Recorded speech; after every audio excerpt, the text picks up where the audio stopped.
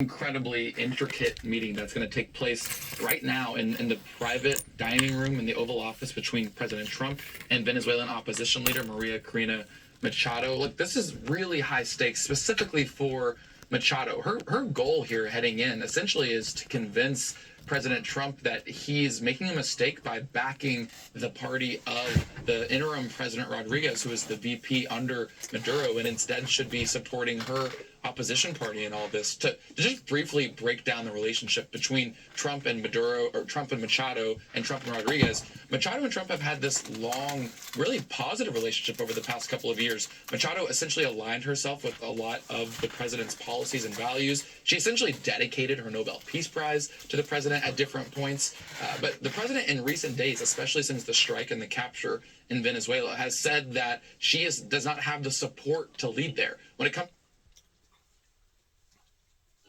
Yeah, this meeting is going on now behind closed doors. Lots of questions as to whether or not they would allow cameras in, but for now it appears that they won't. This is the first time the two of them, Machado and Trump, are sitting down face to face. And it should be noted, you talked about Delcy Rodriguez, the now acting president. She is very much still part of the Maduro regime. Machado, part of the opposition. And we were told that part of the reason they focused on keeping Rodriguez in place was for this stability. But I was also told by sources and U.S. officials that President Trump had never really grown warm to Machado, and that was also part of his comments when he said she didn't have the respect or support of the Venezuelan people to lead. So we'll see what comes out of this. And of course, one of the biggest questions looming over this is the Nobel Peace Prize. Machado was the winner in 2025, something that President Trump has coveted, and she had said she'd be willing to share this award with him. That was before they had this scheduled lunch, so we'll see how that happens. But I want you to listen to what President Trump said when asked if his opinion of her would change if she did in fact give him that award. She's a terrific person. I mean, she's somebody that we've worked with very well. On Venezuela and your meeting with Machado next week, if she gives you her Nobel Peace Prize, will that change your view about her running that country? Well, I have to speak to her. I mean, I'm going to have to speak to her. She might be involved in some aspect of it. I can't think of anybody in history that should get the Nobel Prize more than me. So clearly not ruling that out. That will certainly come up in this briefing. Lots of questions on that, on Iran, on the Insurrection Act that are all expected to be asked. One thing I do want to note, despite President Trump's remarks when it comes to Machado, we have heard from a number of Republican lawmakers who are ecstatic about it, who are pushing her. We even heard from Republican Senator Rick Scott, a strong ally of President Trump's, earlier today, saying it was clear that she was eventually going to be president. All right. We wonder what is going to happen there. It is a closed press event, but we'll have to see if maybe we do get a glimpse of something. Thank you so much, Kristen Holmes, for that report from the White House. Jim. Well, President Trump is now making a new and serious threat here at home, warning that he will invoke the Insurrection Act to deploy U.S. troops to Minnesota. He'll do it. This follows this chaotic scene in Minneapolis Guarantee overnight. you he'll do Officers deploying tear gas, pepper balls, and what sounded like flashbang grenades at protesters near the site of a second shooting involving a federal agent. Department of Homeland Security says a Venezuelan national was shot in the leg after, DHS says, he began to resist arrest and, quote, violently assault one of its officers.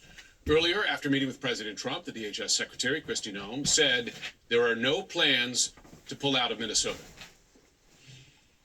We did discuss the Insurrection Act. He certainly has the constitutional authority to utilize that. My hope is that this leadership team in Minnesota will start to work with us to get criminals off the streets. CNN's Josh Campbell joins us now. And Josh, let's begin with the facts. What do we know about the circumstances of this latest shooting? Well, Minneapolis remains a flashpoint, as evidenced by what we saw last night. What the Department of Homeland Security says is that agents were conducting a targeted arrest on a man who was unlawfully in this country from Venezuela. They say he fled, was involved in a car accident, and then fled on foot. An agent gave chase, and they say that that man then began to assault the agent. Again, you had them trying to take this person into custody. DHS also says that two other people came out of a nearby residence and also began to assault the agents. Take a listen here to additional comments that Secretary Noem said about what occurred last night.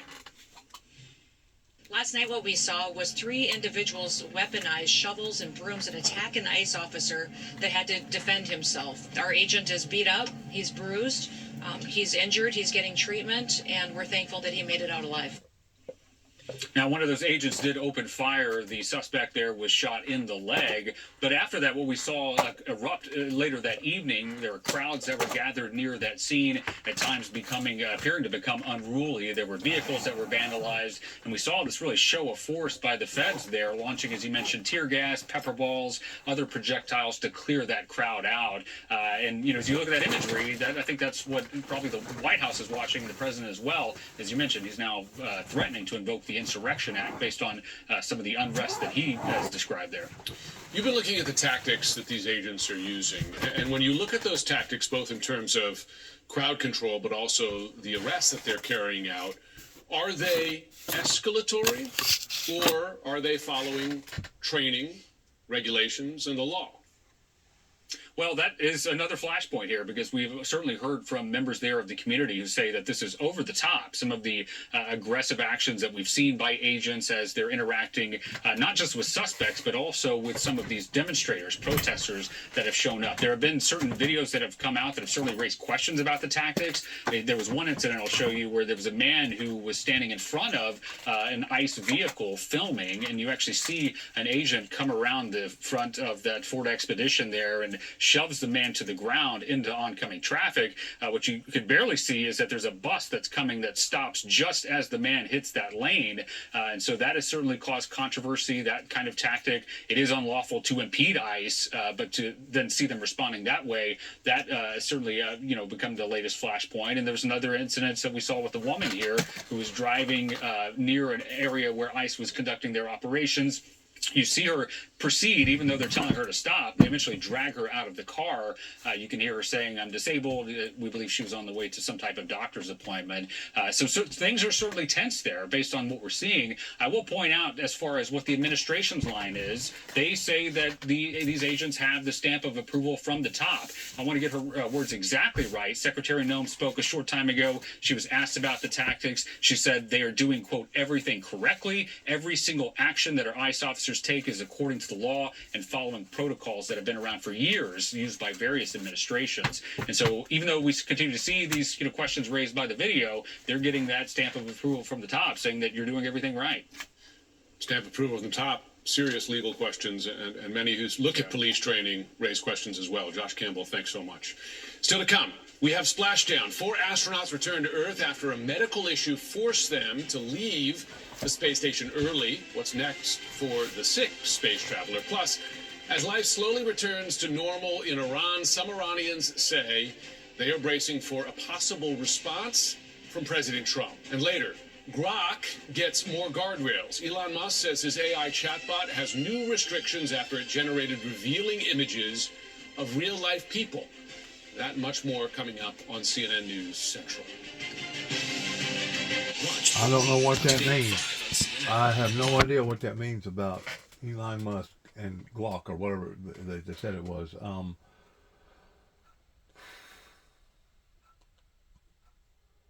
Sometimes I wonder if I've bitten off more than I can chew whenever it comes to micromanaging our government and the affairs of the media pertaining to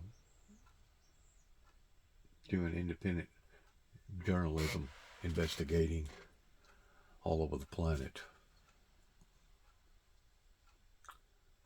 It's a lot there. You know, back whenever I was growing up, there was basically essentially only 3 major networks, ABC, NBC, and CBS.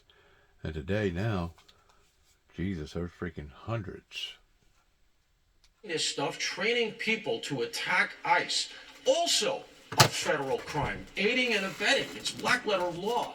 These are the kind of levers that I hope DOJ is bringing to deconstruct the networks up there, map who is who's funding them, who's telling them to attack ICE. All of these boxes have to be checked, because what you can't have is this to become the normal because it'll spread, and then we're in real trouble. We are awaiting Caroline Levitt. She should be coming out soon. We just saw Riley Gaines, her husband and baby, taking a place in the new media seat there in the Brady briefing room. So this is going to happen very quickly. Wanted to try to get this in, though, before Caroline comes out, and that is that the president is threatening to invoke the Insurrection Act in Minneapolis, saying, quote, if the corrupt politicians of Minnesota don't obey the law and stop the professional agitators and insurrectionists from attacking the patriots of ICE, who are only trying to do their job, I will institute the Insurrection Act, which many presidents have done before me, and quickly put an end to the travesty that's taking place in that once great state. You're an attorney. Is he on solid legal ground to do that? He is, but this is what I was talking about when I was saying DEFCON 5 earlier. This is the last card to play. It's fairly rare, but what he would be doing, understand, by invoking the Insurrection Act, what it does do is it allows him to send in, at the very least, the National Guard.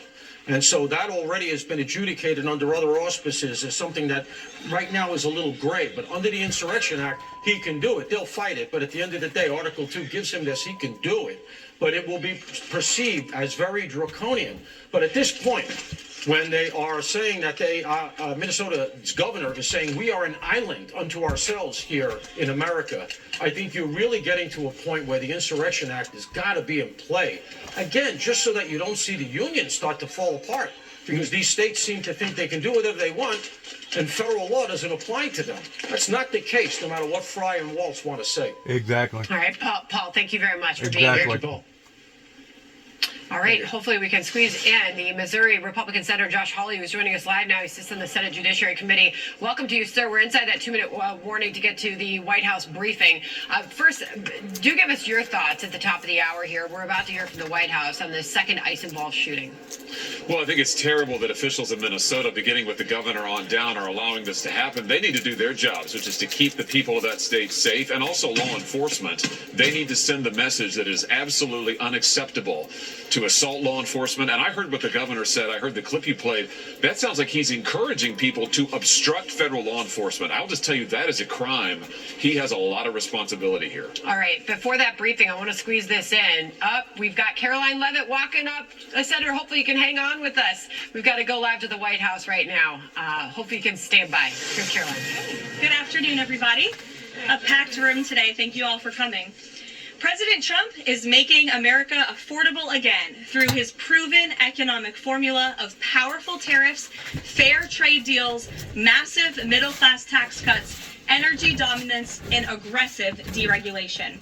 The overwhelmingly positive economic data released this week underscores the significant progress the president has already delivered. Tuesday's CPI report marked the latest confirmation that President Trump has defeated Joe Biden's inflation crisis. Since President Trump took office, core CPI has increased at just a 2.4% annualized rate, substantially lower than the 3.3% annual rate inherited from the Biden administration last January. Importantly, as inflation cools, Americans' wages are rising, giving the American people more purchasing power. And with what is likely... Yeah, they're raising all right. We got a I think it was a 2.6 or 2.7% raise pertaining to those that's retired or on disability this year. Is that keeping up with inflation? I don't even think so. Not even close. Boosting the child tax credit and locking in the 2017 Trump tax cuts, independent estimates project the average American tax filer could expect up to an extra $1,000 bump to their tax refund next year. This is going to be a helpful boost to working families who are making ends meet. On the energy front, the national average price for a gallon of regular gas this week fell to its lowest level in 5 years, thanks to President Trump's drill baby drill agenda. According to Gas Buddy, the average price for regular gas on Monday was below $3 per gallon in 43 states, below $2.75 per gallon in 30 states, and at or below $2.50 per gallon in 17 states. In fact, gas prices were below $2 a gallon at stations in at least 19 states. Don't forget, this was unheard of just a couple of short years ago. Overall, drivers are projected to spend $11 billion less at the gas pump this year than they did last year, resulting in hundreds of dollars in critical savings. So how come our food is still high? How come supplies pertaining to house supplies and stuff that it takes to build a house, how come all that stuff is still high? If fuel has went down? To their fastest pace in 3 years. To further improve housing affordability, President Trump has recently announced and directed Fannie and Freddie to purchase $200 billion worth of mortgage bonds. As a result of these actions, mortgage rates have fallen to their lowest level in years. As of last Friday, rates for the average 30-year mortgage are down more than 1 full percentage point. Because of these significant declines, monthly housing payments are now at their lowest level in 2 years, and we expect this decrease to continue. As someone who was enormously successful in real estate, President Trump understands that owning a home is about more than just having a physical asset. It's about empowering young people to stake their claim in the American dream. It's about giving newlyweds a place to make their own and start a family. It's about promoting the spirit of hard work, determination, and yes, the rugged individualism that has made America the greatest country in the history of the world. President Trump knows America is strongest when it's a nation of owners, not renters, and he is determined to unlock that opportunity for as many Americans as possible. That's why he will outline additional housing initiatives during his major speech in Davos next week, and we look forward to seeing many of you there. Finally, this morning, President Trump unveiled a health care plan for America called the Great Health Care Plan, and a video message detailing his solutions to lower costs for all Americans and significantly improve our health care system. The Great Health Care Plan will accomplish this through 4 common sense pillars. Number 1, permanently lowering prescription drug prices. Congress can get this done by codifying President Trump's historic Most Favored Nation initiatives into law to guarantee Americans the same low prices for prescription drugs that people in other countries around the world pay. Additionally, by increasing consumer choice by making more verified, safe pharmaceutical drugs available for over-the-counter purchases. Number 2, the Great Health Care Plan will stop sending big insurance companies billions in extra taxpayer-funded subsidy payments and instead send that money directly to eligible Americans to allow them to buy the health insurance of their choice. Additionally, by funding a cost-sharing reduction program for health care plans and ending kickbacks from pharmacy benefit managers to large brokerage middlemen. Number 3, the Great Health Care Plan will maximize price transparency by requiring any health care provider or insurer who accepts either Medicare or Medicaid to publicly and prominently post their pricing and fees to avoid surprise medical bills. This is an incredibly popular policy that has been bipartisan for many years, and President Trump is officially and firmly calling on Congress to get it done. And number 4, holds big insurance companies accountable by requiring them to publish rate and coverage comparisons up front on their websites in plain English so consumers and everyday Americans can make the best purchasing decisions for them and their families. These are common sense actions that make up President Trump's Great Health Care Plan, and they represent the most comprehensive and bold agenda to lower health care costs to have ever been considered by the federal government. Congress should immediately take up President Trump's plan and pass it into law. For Americans watching at home, you can visit greathealthcare.gov right now for more information on the Great Health Care Plan. And with that, we will open it up to questions. In our new media seat today, we have a familiar face, Riley Gaines. I'm surprised it took us a year to get you here, but I'm very happy to see you. I know you have a new podcast, The Riley Gaines Show. And so thank you. And you brought a beautiful baby and your lovely husband, too. So thank you so much for joining. And why don't you kick us off? Absolutely. Well, thank you. First and foremost, congratulations to you. Being a girl mom will change your life in the best way possible. So excited you get to shop all the pink and the frilly and the bows. I was in Washington, D.C. earlier this week for the Supreme Court case. There were 2 arguments that were heard surrounding sex-based rights and if it's constitutional for states to pass laws that ultimately protect those rights for women.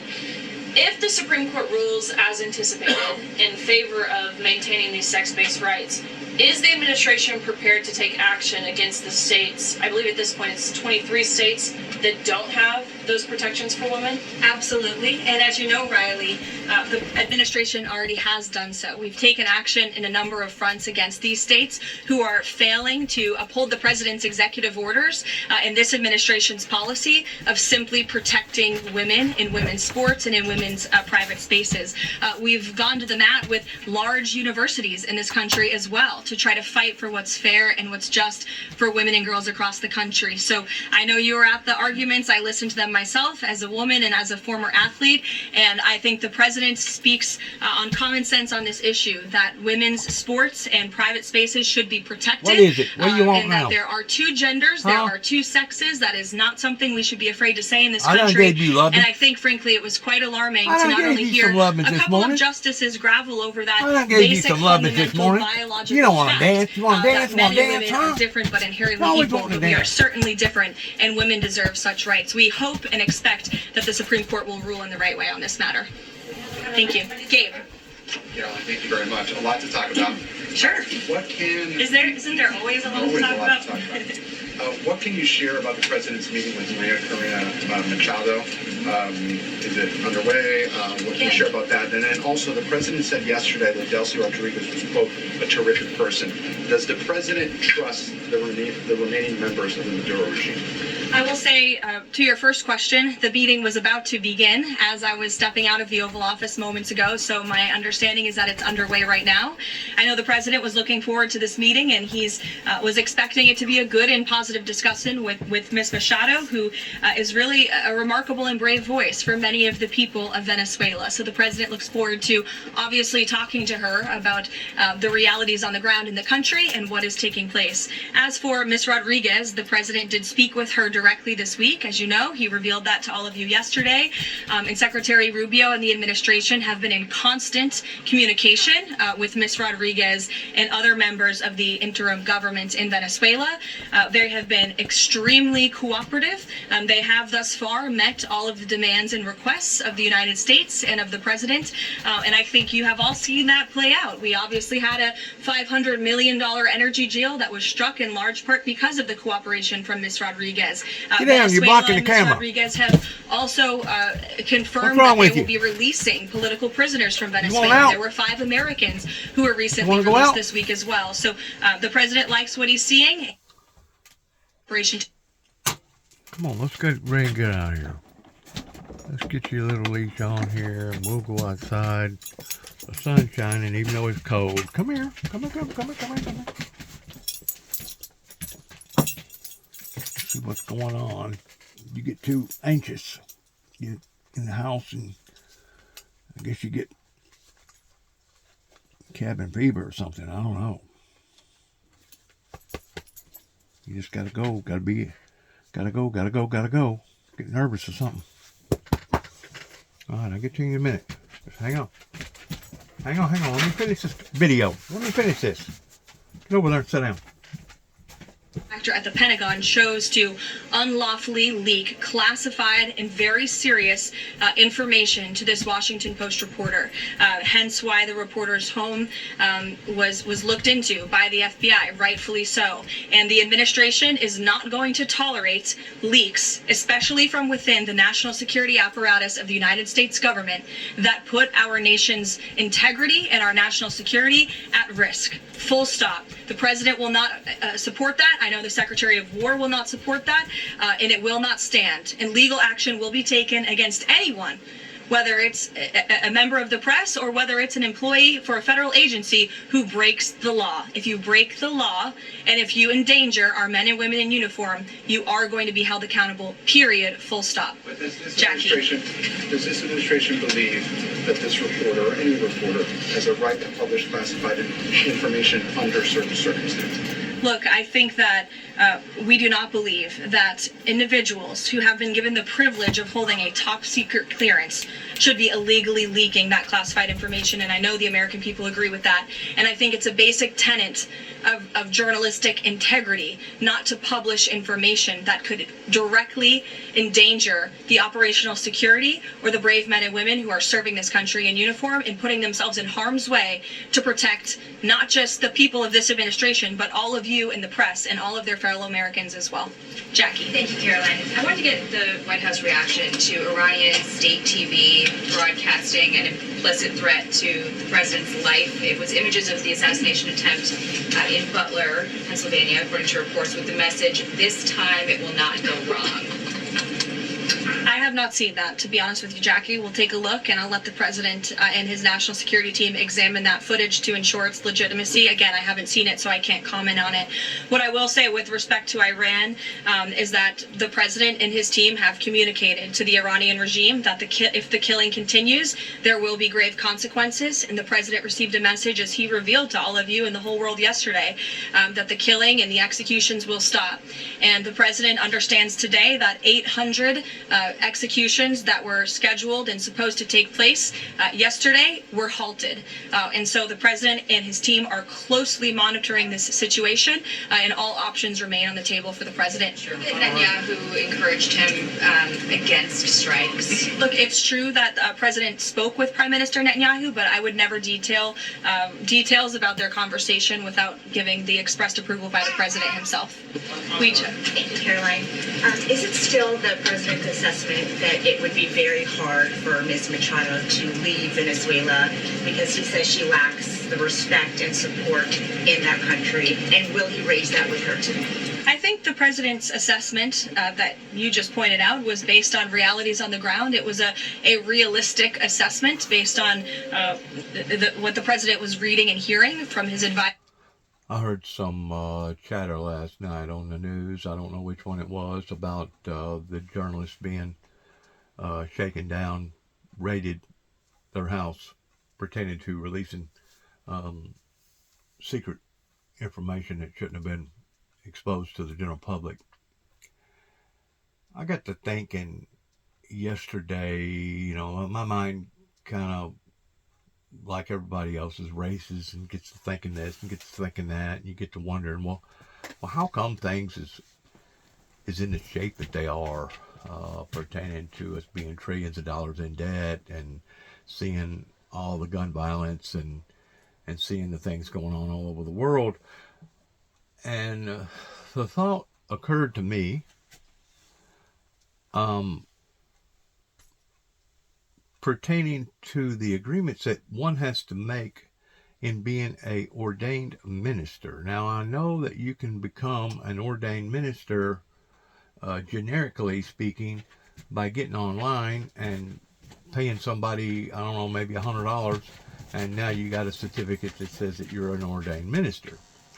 But by and large, that organization that has taken the initiative of controlling people's privacy versus exposing the things that either have happened or haven't happened, I believe is contrary to the interests of the American people, due to the fact that so many of these people know about secret societies. So many of these people know about what various judges or sheriffs or even private individuals are doing, and because they have signed on to this agreement, now they can't expose the things that should be exposed to the general public based upon that particular organization. I think that's wrong. They claim the only time that a minister, an ordained minister, is ordered to breach those agreements is if it's dealing with children or actually doing bodily harm to an individual, especially elderly people. That's what they claim. I don't know. Apparently, these people in Northwest Tennessee, pertaining to the church membership, regardless of what church that it may be, chose to want to keep Dennis James Jackson, known as Juby Jackson, Brother Juby, Elder Brother Juby, the one who's speaking in behind the camera right now, chose to want to keep this individual basically a bootlegger type minister or ministry regarding the Jubilees Jesus Christ Windmill Ministries missions. And because of it, that in and of itself has given me a green light towards basically interviewing and exposing the information out to the general public the way that I have. Because if I had signed off on some sort of a prenuptial agreement, like probably 90% plus of these ordained ministers have signed off on, and including our politicians that's supposed to be working for the betterment of the good pertaining to the will of the people, I wouldn't have been able to have put out near as much information that I have put out on open domain pertaining to social media if I was held under those type of restrictions. So when it comes to the NAACP and some of those other organizations out there, if you really get to looking at the pros and the cons, you have to wonder, have we been basically assaulted or taken over from the inside out pertaining to these intimidating, infuriating approaches that has basically tied the hands of the American people to the degree that now we only know what certain people want us to know. We can only reveal what certain people wants us to reveal. We can only say what certain people allows for us to say, which in and of itself is a total violation of our Constitution that our forefathers written out to begin with. Now, granted, I realize, especially running upon to the situation I run upon in 2005 here in Weakley County, Martin, Tennessee, pertaining to falsifying files, I realize that can't anybody just say anything, especially if it brings on a transition of harshness or pain and suffering or even bodily harm, such as pulling down a fire alarm in a school or a hospital or wherever, or being in a theater watching a movie and all of a sudden somebody deciding to stand up and cry fire, fire, fire, and there is no fire, and all of a sudden a stampede happens and a bunch of people gets injured because some idiot decided to put out false information. I understand that. And you know what? I support that. I really do. I support that.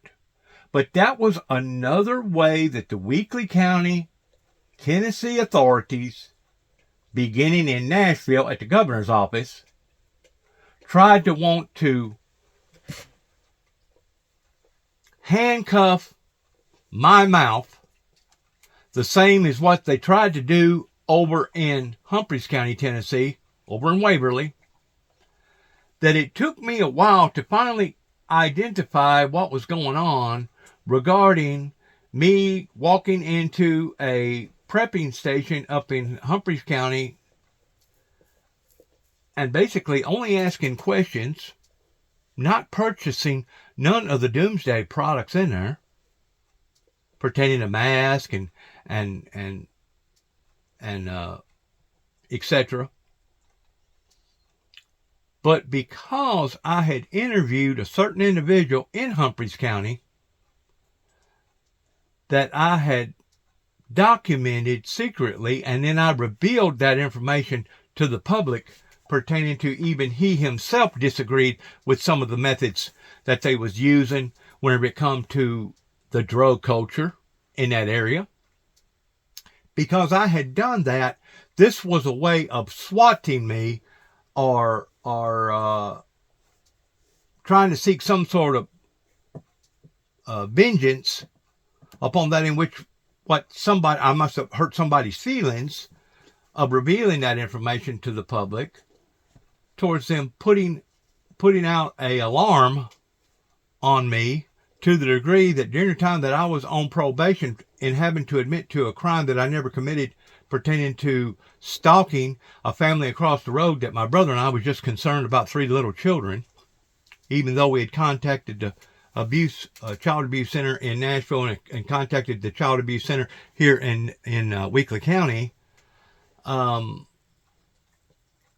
Having my probation officer and a deputy and her supervisor come up to 291 Thompson Road, Sharon, Tennessee, zip code 38255,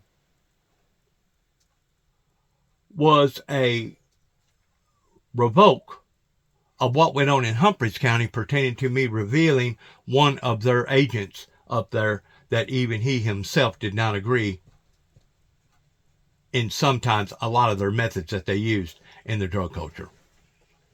Because I had done that and I had upset the apple cart a little bit by revealing this individual, they got back at me simply because of somebody running a doomsday prepping store in Waverly, Tennessee, and got on the phone and called this one and called that one, and all of a sudden I wind up on the dragnet again, the national dragnet, and all of a sudden here comes my probation officer telling me, Mr. Jackson, if you don't go to a mental facility and get the green light from a psychiatric doctor that you are okay and that you're not considered a threat or a harm to yourself or to the public, it will be considered a violation of your probation and you will be standing back in front of a Weakley County, Tennessee courtroom and being reprimanded once more by the judge. I'm understanding these hidden secrets pertaining to not just the ministry, okay, but the political example in and of itself pertaining to how come we have not been able to get a handle on illegal drugs, especially fentanyl, in which I thank God that ICE has went in and done what they've done, because they have actually gathered up enough fentanyl to kill every human being, not only in America, but also in Mexico and Canada alike. That if it was distributed to all the people pertaining to the fentanyl that they've confiscated, it would be enough to kill out all of us. So I have to praise ICE pertaining to what they're doing and why they're doing it, though there's probably a few bad apples that, you know, are a little too gun-ho, and maybe they respond and react a little, overreacting a little bit over here, over there, and sometimes they break out windows, and sometimes they do things that, from a camera perspective, looks awful bad. You still have to look at the bigger picture towards what are they doing and why are they doing it. They're doing it because something has happened to our internal structure pertaining to too many secrets towards people not revealing the truth about what's really happening. And if that's not happening between our churches regarding our ordained ministers, it's happening pertaining to our society in general. So what has happened? I'm going to tell you what's happened. We have basically been hijacked. And I'm going to tell you when the hijacking started. It started in the late 80s with the Reagans and the Bushes, and all of a sudden they started giving the farm away. They started allowing for certain things to happen, and that's whenever they started cherry picking towards who they was going to reprimand and who they wasn't going to reprimand, and who that they was going to keep secret of and who they was going to reveal of. And if that ain't biased, I don't know what is, because it is. And that in and of itself is basically a form of discrimination. But yet now we're supposed to be the most undiscriminated country in the world. I feel like that we're the most discriminated country in the world myself. Weapon to protect his own life. That is what's happening on the streets of Minneapolis. That's what's happening on the streets, unfortunately, of these Democrat-run cities and states where you have elected officials who are encouraging such violence against our brave men and women in law enforcement. Now, the people that are committing this type of violence, I agree. ICE or any other agency out there has the right to protect themselves. But at the same time, you can identify that sometimes their methods, sometimes their approaches, sometimes their tactics is a bit off the charts whenever it comes to them going in and basically shooting up people like they did in Louisville, Kentucky, and other parts of this. I mean, yes, mistakes get made, but shouldn't we learn by our mistakes, and shouldn't we ante up whenever we do make a mistake? And, you know, just like the woman that got killed with the 3 children, the federal government should immediately stepped in, especially with that guy shooting 3 times, and especially with that woman not turning the wheel towards the left-hand side. She kept it turned to the right the whole time, indicating that she was not purposely trying to run over that officer. That officer was stupid by getting in front of that car to begin with. It'd be like somebody standing in front of the train and the train killing them, and then all of a sudden you got the right to sue the conductor because the train hit that person on the track. I mean, there's got to be some sort of logic to what is going on here, okay? And whenever the government makes a mistake, then the government needs to ante up towards paying that family whatever type of restitution is required for the government to pay. If you're going to do this, you need to go about doing it and doing it right. Because there's certain responsibilities. I don't care if you're a peon, somebody working for J.C. Penney's, standing at the doorway towards basically trying to persuade people of not being shoplifters, or you're an actual federal agent. There has to be order within the order if you're going to maintain order. If not, you're going to have chaos. Your answer proves your bias. You should be reporting on the facts. You should be reporting on the cases. Do you have the numbers of how many American citizens were killed at the hands of illegal aliens who ICE is trying to remove from this country? I bet you don't. I bet you didn't even read up on those stories. I bet you never even read about Laken Riley or Jocelyn Nungray or all of the innocent Americans who were killed at the hands of illegal aliens in this country. And the brave men and women of ICE are doing everything in their power to remove those heinous individuals and make our communities safer. And shame on people like you in the media who have a crooked view and have a biased view and pretend like you're a real honest journalist. Kelly. 2 quick questions on Iran. I wanted to ask first, just if you can say, how close was the president to potentially launching strikes last night, and was it the Gulf states that convinced him not to do that, as some in the region there have said? Well, look, Kelly, I know there's been a lot of speculation in the media about what the president is going to do at any given moment or any given night. And I would say a lot of these stories, to be honest with you, I've been reading them, and they've been based on anonymous sources who are pretending or guessing to know the president's thinking. The truth is, only President Trump knows what he's going to do, and a very, very small team of advisors are read into his thinking on that. And as I just told you, he continues to closely monitor the situation on the ground in Iran. And as we saw yesterday, he had heard that the killings and executions would stop. And we have seen 800 people, their lives have been spared as a result of that. The president continues to closely monitor. That's what they claim. On the table. Caroline, 2 separate questions. Sure. On the Machado meeting first, what is it that the president feels that he needs to hear from her or from the opposition party that he hadn't heard prior to today, or he wanted to hear in the meeting, to be able to convince him to commit to some sort of a timeline for elections? I'm not sure the president is going into such the meeting with expectations like you just laid out, Fran. I don't think he needs to hear anything from Ms. Machado. I think generally this. When it comes to this psychological warfare, one of the things that I really disapprove of pertaining to social media is that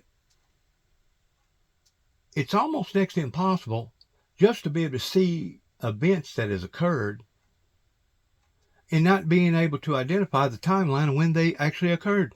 If you didn't know no better and you got on social media all of a sudden and you didn't know how to track down stuff and do proof checking, you would think literally that the world was coming to an end. Because there's so much stuff that's been documented, and the way it's been documented, it's difficult to identify whether or not that was old news, it's something that happened 5 years ago, or 6 months ago, or a year ago, or a month ago, or yesterday. That's one of the things that I strongly disapprove pertaining to social media. It should automatically have some sort of timestamp on whatever video. It don't matter if it's a home video, don't matter if it's a professional media video, don't matter if it's a government video, don't matter if it's from the media. It should be a time-stamped in identifying the date of when it occurred. Obviously, you can watch the video or the data recording and figure out ordinarily where it took place. So you don't have to actually stamp that. But the date of when, and I've said this before pertaining to it being so confusing in people looking at social media and not being able to determine whether or not that this just happened yesterday or last year or last month, or whether or not it's fake or phony. And that's another thing that they're going to have to start identifying, social media. If this has been supernaturally, or not supernaturally, if this has been artificially imposed pertaining to artificial intelligence making a movie and making it look real, there should be some sort of a stamp in identifying that this is not real. It is a fake, phony data recording of this particular event. There should be a law passed immediately that all search engines, all media pertaining to social media. Because, I mean, if true media, authentic media, has to be authentic with the viewers, how come social media don't have to abide by the same rules? And that's what has caused a lot of this friction. That's what has caused a lot of this social programming, as far as confusing people and getting them upset when it comes to this high stressful emotional problem right now that we're dealing with, that is literally driving our kids off into a state of suicide, or driving people off the edge to the point that they get out here and commit these heinous crimes. To arrest people on the streets. The local constabulary is not allowed to back up ICE when problems happen.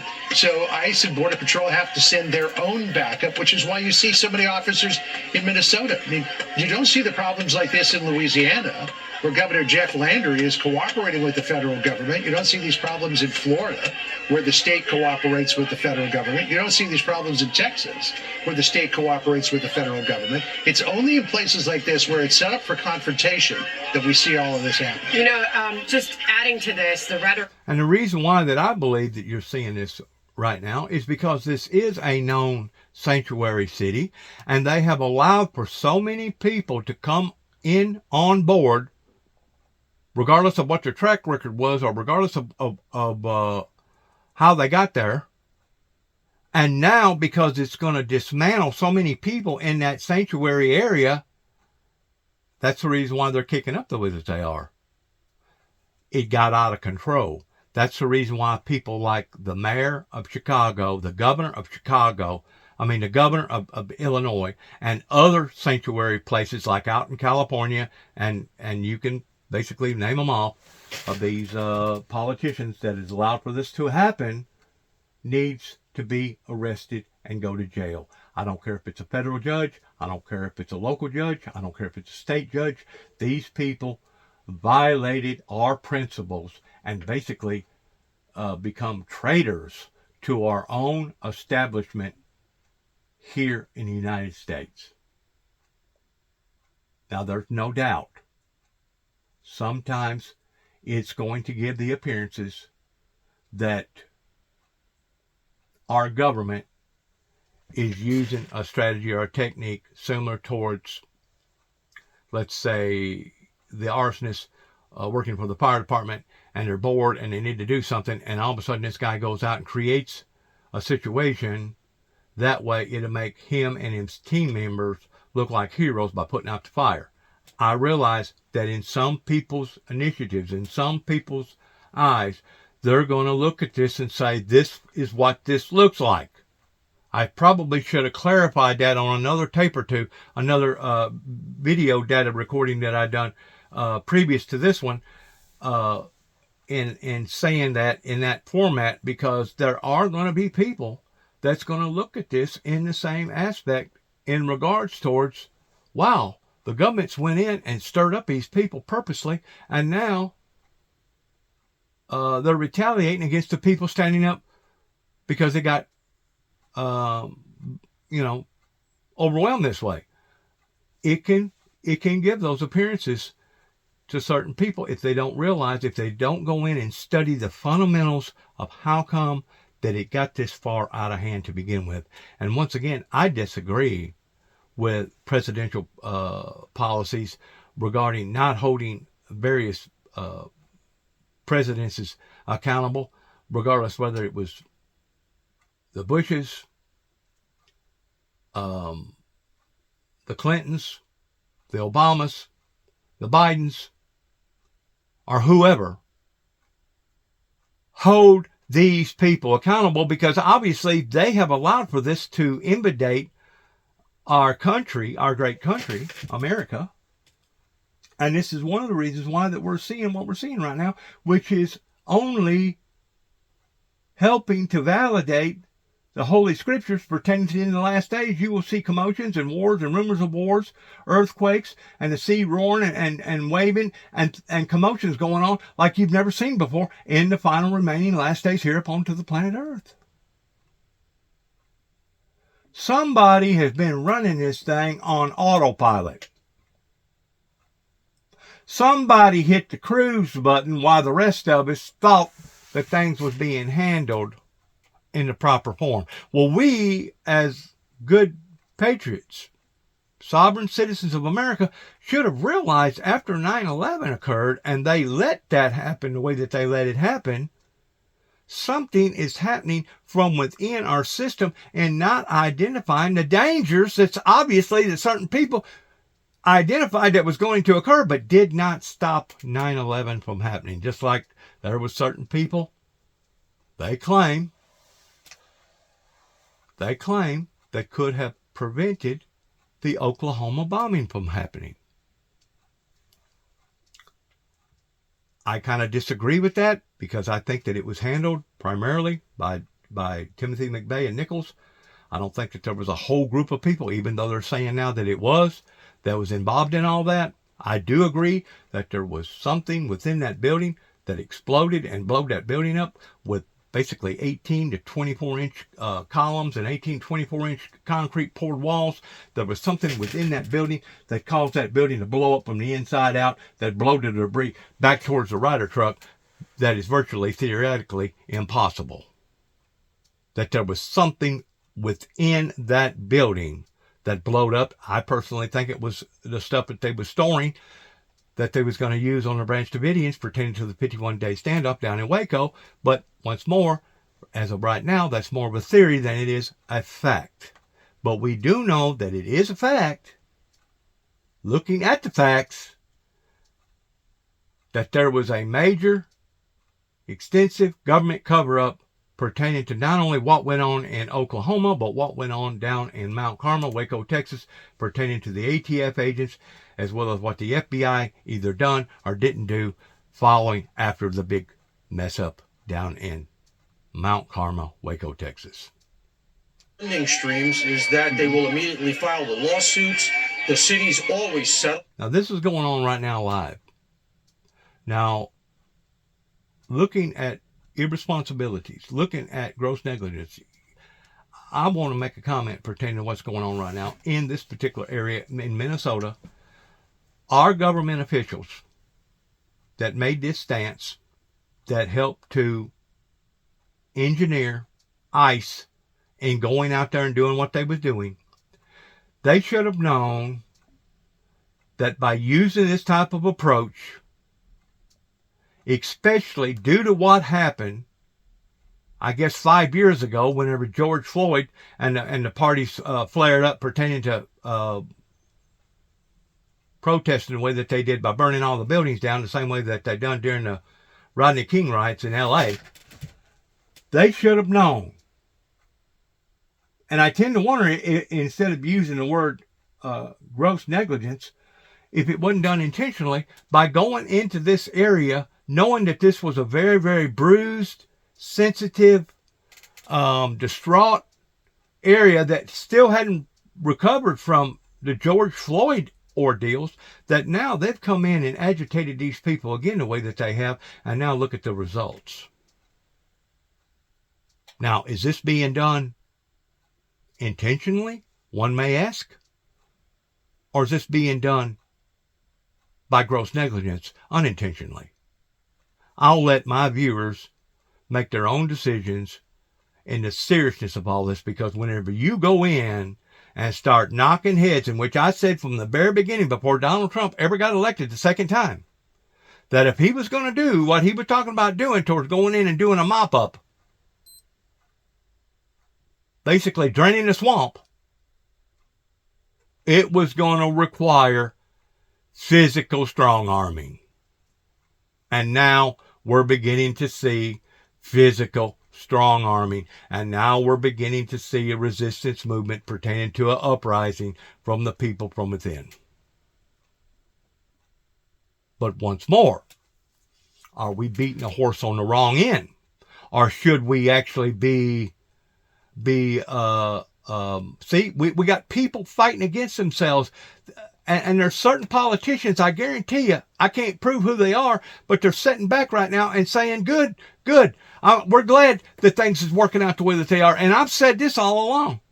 If this country was to fall into a total state, the way that it did during the actual American Civil War, you got various politicians that would get on their airplanes and they would abandon us in a heartbeat before they would stick it out and stay in here and try to work out these problems in a negotiating way. 32 people died in ICE custody last year. 170 US citizens were detained by ICE. And Renee Good was shot in the head and killed by an ICE agent. How does that equate to them doing everything correctly? Why was Renee Good unfortunately and tragically killed? Are you asking me my opinion? Because an ICE agent acted recklessly and killed her unjustifiably. Oh, okay. So you're a biased reporter with a left-wing opinion. What do you want me to do? Yeah, because you're a left-wing hack. You're not a reporter. You're posing in this room as a journalist, and it's so clear by the premise of your question. And you and the people in the media who have such biases but fake like you're a journalist, you shouldn't even be sitting in that seat. But you're pretending like you're a journalist, but you're a left-wing activist. And the question that you just raised and your answer proves your bias. You should be reporting on the facts. You should be reporting on the cases. Do you have the numbers of how many American citizens were killed at the hands of illegal aliens who ICE is trying to remove from this country? I bet you don't. I bet you didn't even read up on those stories. I bet you never even read about Laken Riley or Jocelyn Nungray or all of the innocent Americans who were killed at the hands of illegal aliens in this country. And the brave men and women of ICE are doing everything in their power to remove those heinous individuals and make our communities safer. And shame on people like you in the media who have a crooked view and have a biased view and pretend like you're a real honest journalist. She makes a good point. You got to admit that. I mean, her argument is valid pertaining to what she's talking about there. And runs the hill to get what's up there. I think what you really see there is the shock on that reporter's face, because I don't think it's quite come home to a lot of the Inside the Beltway commentariat that they don't have the singular power that they once did. The reporting is a lot more diffuse. There are other organs that can push back on the narrative that used to be received wisdom. And the fact that he would, that was a very sort of when did you stop beating your wife kind of question. And, you know, the conclusion was right in it very clearly. And so, you know, he was looking for the kind of meme that he hopes goes viral on various social media platforms and makes himself a hero. He throws out these numbers without any support, and very clearly the fact that he would invoke people that died in ICE custody. I thought Levitt's response of, where is your reporting on how many people were injured and killed by illegals in the country last year? No, wait a second. I think that just demonstrates where he's coming from. You know, when you look at it, Paul, he did create a meme. However, I don't think it's the meme that he was hoping to create, because the meme that is now out there, the meme that is now out there is Caroline Levitt taking his head off. So I'm sure that's what he was going for. Yeah. And I'm pretty sure that there's people out in even locally around here that probably look at me towards me being a whack job or a left-wing extremist, because I went out and I dug up the information that I dug up pertaining to what went on and what didn't go on in Mount Carmel, Waco, Texas, as well as the Oklahoma bombing. But I knew that if somebody like myself didn't roll up their sleeves and take it upon themselves toward doing independent journalist investigating, the people never was going to find out the truth. And how many stories do we get finally a better leg on? It may take 50, 60, 75, it may take 100 years before the people finally recognize, my God, is this really what happened? Kind of like what went on over in Tulsa, Oklahoma, when they went in and basically massacred all them poor people, burnt the whole freaking town down. I didn't know nothing about that until later on. There was also some more rioting that went on during the civil rights movement up in New York and places. I didn't know those things ever happened. You know why? Because they kept it hidden. They put a cap on it. You wasn't supposed to have told the whole truth and nothing but the truth, so help you God. You was only supposed to have told certain elements of the truth, and the rest of it you was supposed to hush about. You was supposed to have suppressed it. And that's exactly what certain individuals wanted to do in my particular life. They wanted to suppress to the general public regarding what that this government has went to the extremes of in trying to silence me and not allowing for me to take the initiative pertaining to my Constitution that even I've had close immediate loved ones to either get wounded over or die for, pertaining to our American Constitution. But yet now I wasn't supposed to initiate my right towards the anointing that had fell upon my life towards telling people what I was telling them.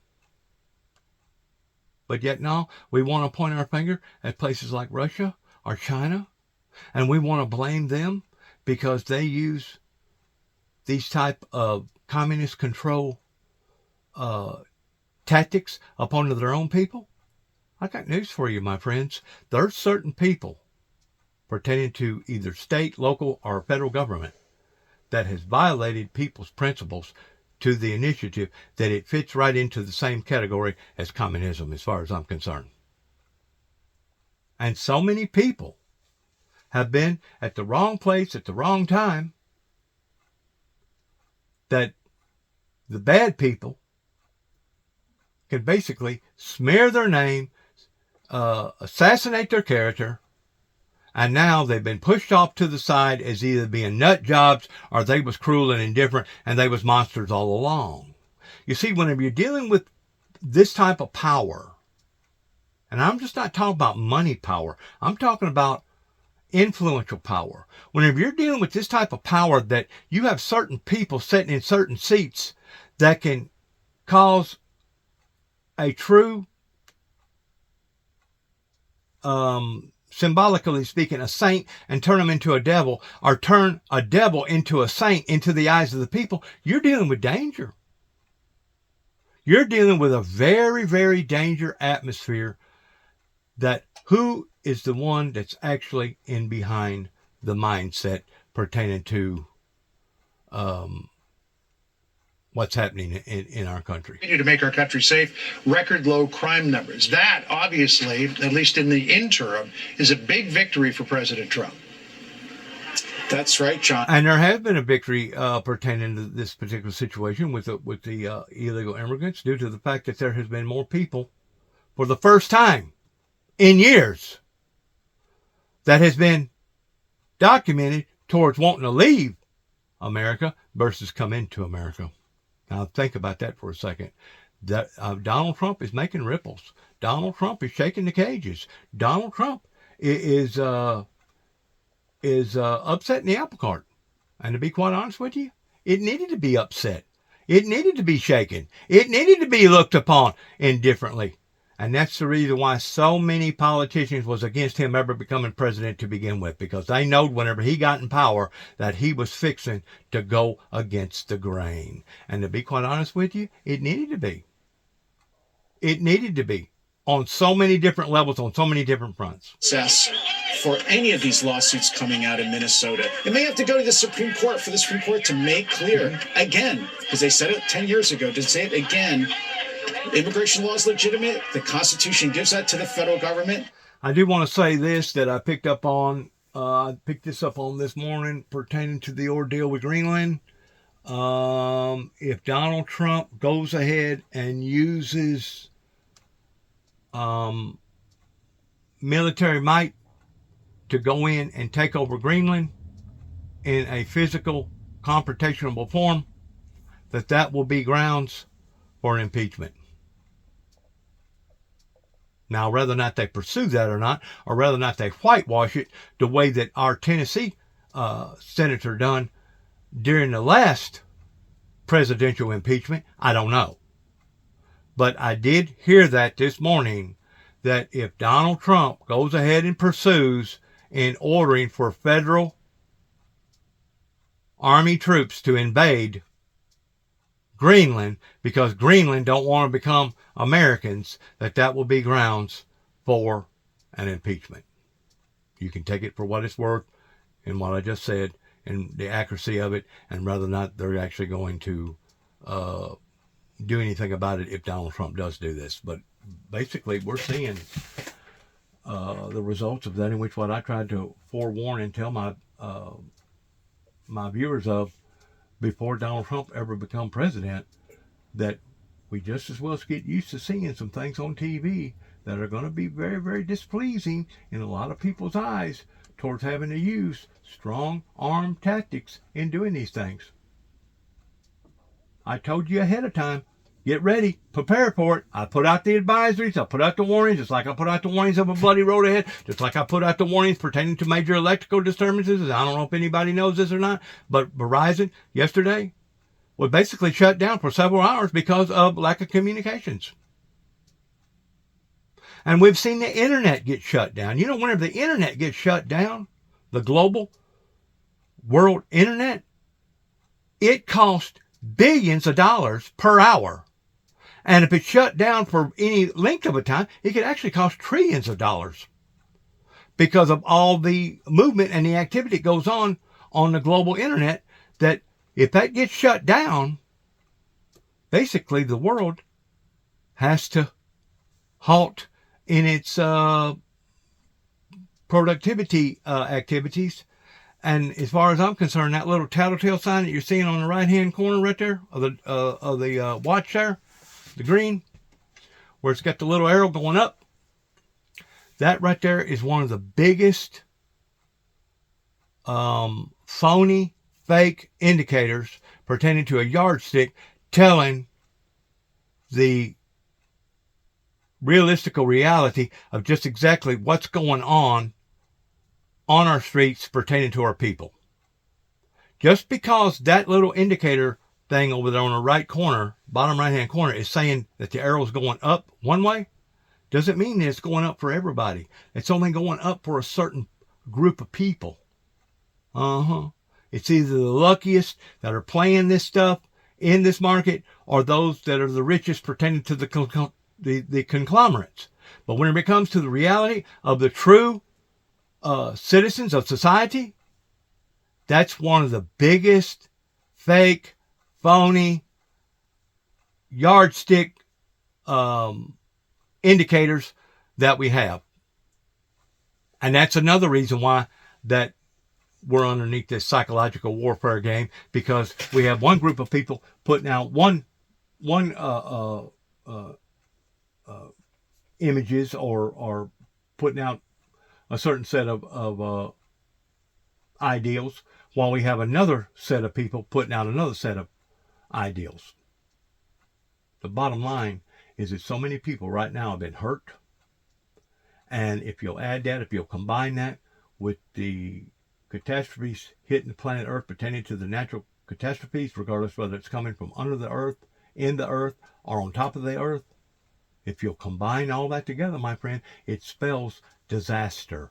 We are on a trajectory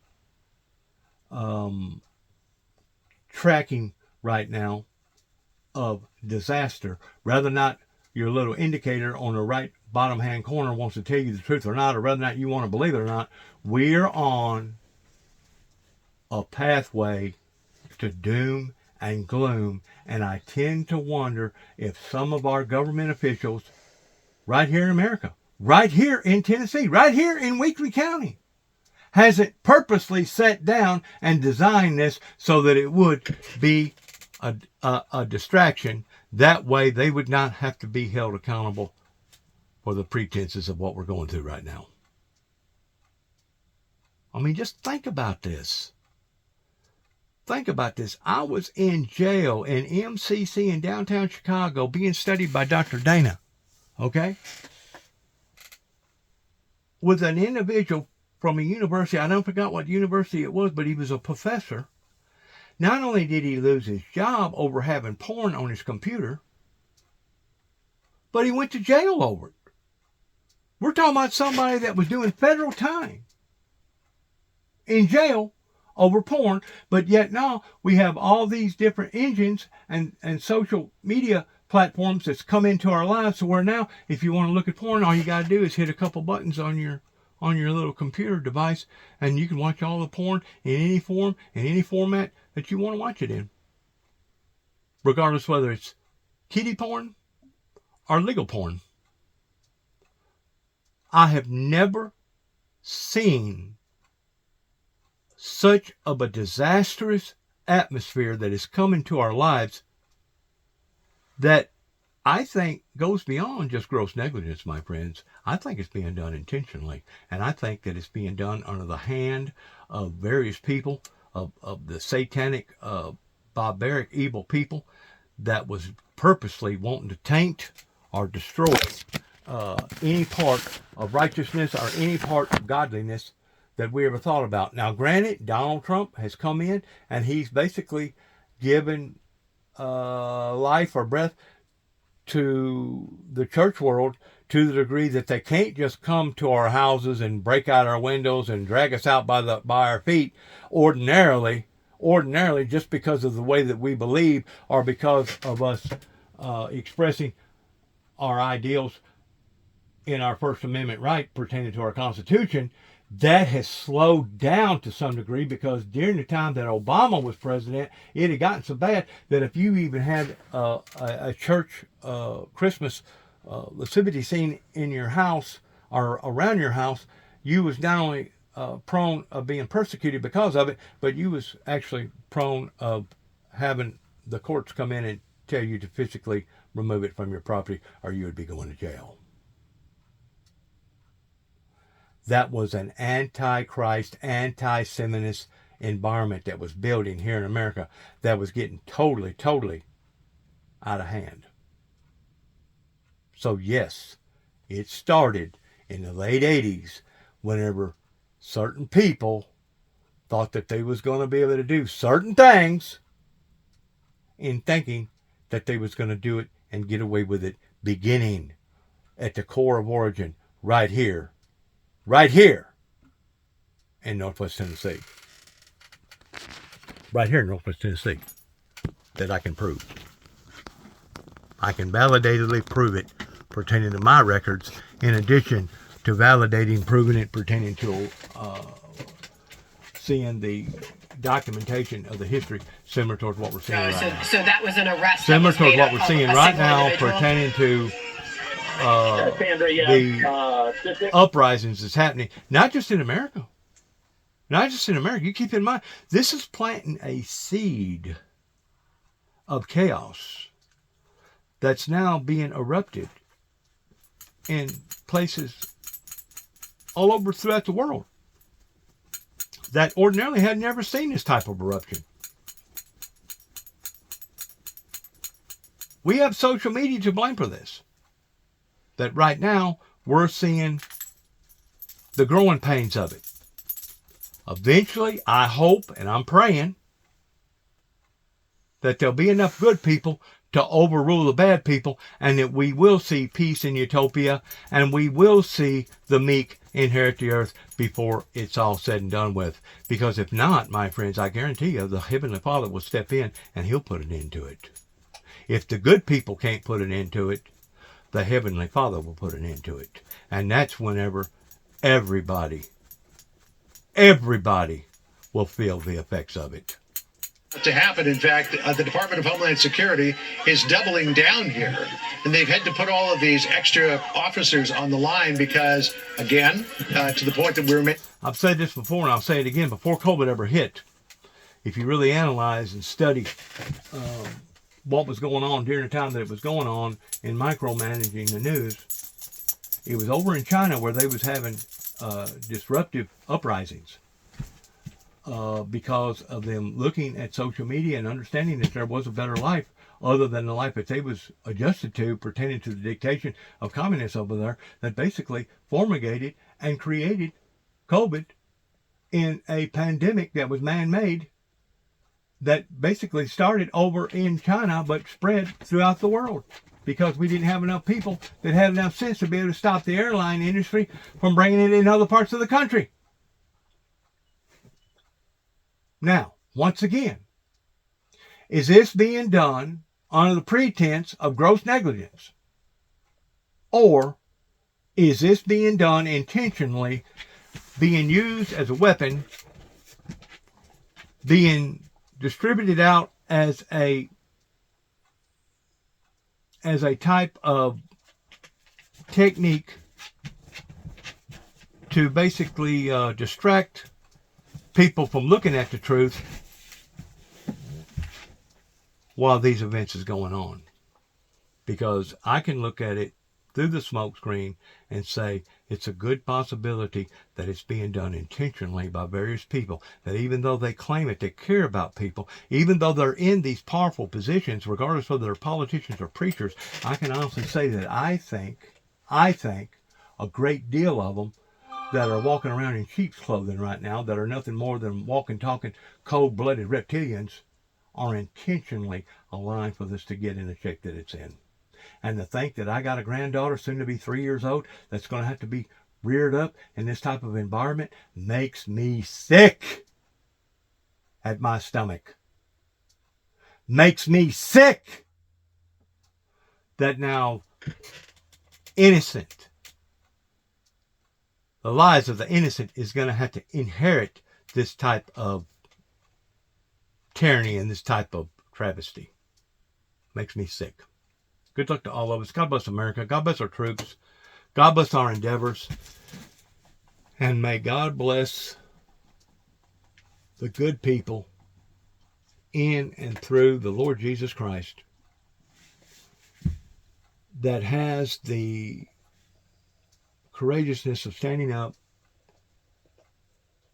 and if they can't stop it, maybe they can at least document it to the degree that once something does occur in all of our lives, at least maybe there'll be some sort of history about, my God, look what these poor people had to go through, kind of like other historical events that's happened, regardless whether it was wars or pandemics or hurricanes or tornadoes or earthquakes or whatever.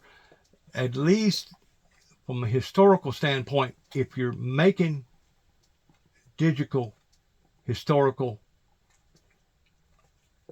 copies, maybe one day, someday, somebody will get a hold of the material and say, my God, this person was right, wasn't they?